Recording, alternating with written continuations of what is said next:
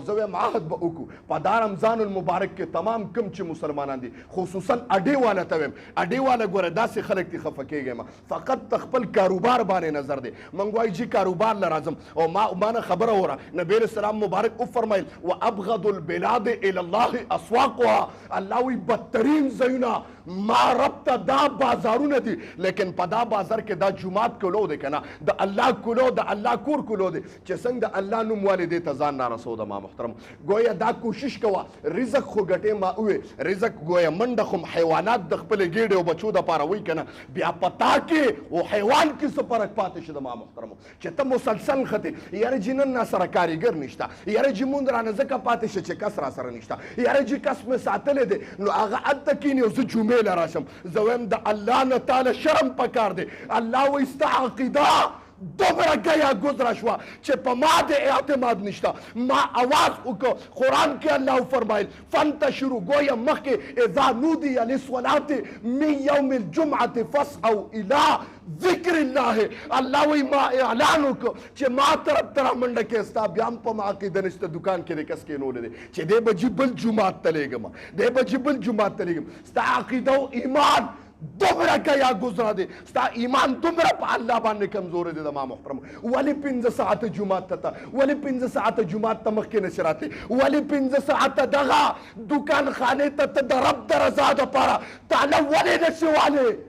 تا نه تپوس کوم وایه ولې څه چل دی تا باندې ستا ایمان نه څه چل دی چې 15 منټه دکان ته د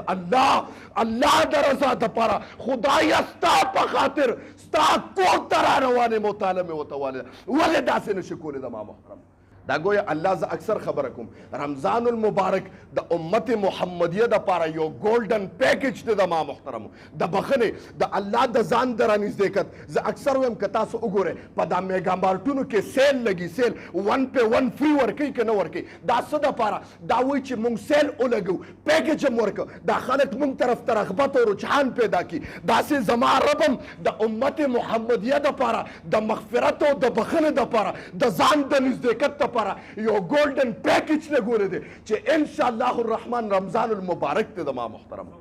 او دا په امت محمدیه باندې را روان دی نبی علیه السلام مبارک وفرمیل بدبخته هغه انسان دی اکثر خبره کوم وی نبی علیه السلام مبارک په منبر خطه آمین وی د ما محترم په دویمه پوړه او خطه بیا آمین وی په دریمه باندې بیا صحابو ته پوسو که د الله رسوله د آمین آمین دی ولې وی څه خو د خلاف عادت کارو شه تاسو خو مخکې دا کار نه کړی نبی علیه السلام مبارک ورته وفرمیل وی جبریل راغلی او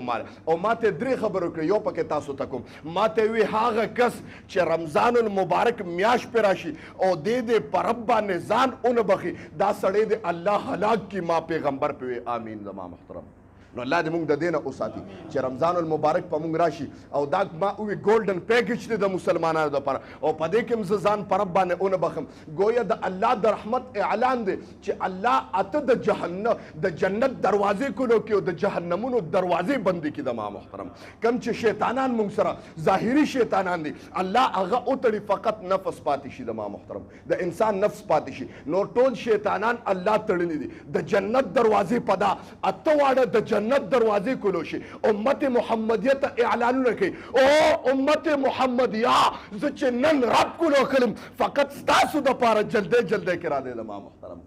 اردانی شوه که نه شوه ګویا الله یو دغه کړی دی که نه ما ووې دا رمضان المبارک د الله سره د محبت د نږدېکت یو دغه دی د ما محترمو یو پیکج دی چې په دې کې الله ته ځان نږدې کړو موږ وایو دا خبره کوو په رمضان المبارک کې خلک جوماتونه ډک کړي چې رمضان تیر شي واپس هغه شان جوماتونه خالی پاتې شي د ما محترم دا خو دې دپاره یو نسواري کوم دا عهد وکړه چې الله رمضان را روان دی نو دا نسوار به پکې پرېږدمه نو ده دا نسوار پرېښود بیا عمر پرې دی کنه رمضان نه پس بیا شروع کی دغه رنګ چې الله دا ګناه مسلسل پرېږدم عمري بیا نسوار او سګرټ پرېږدي الله د رمضان المبارک پر برکت باندې دغه رنګ چې تم جومات ته مسلسل لا شروع شوې څنګه چې په رمضان کې جومات ډکي داسې الله څنګه چې مې رمضان کې مونځ ته حاضري کړې ده الله عباداتو ته مې حاضري کړې ده ستا کور ته مې حاضري کړې ده الله ستا دربار کې مې حاضري کړې ده الله داسې توفیق راکړه چې تر قیامت د سبا پورې ستا په کور کې حاضري وکړم د ما محترم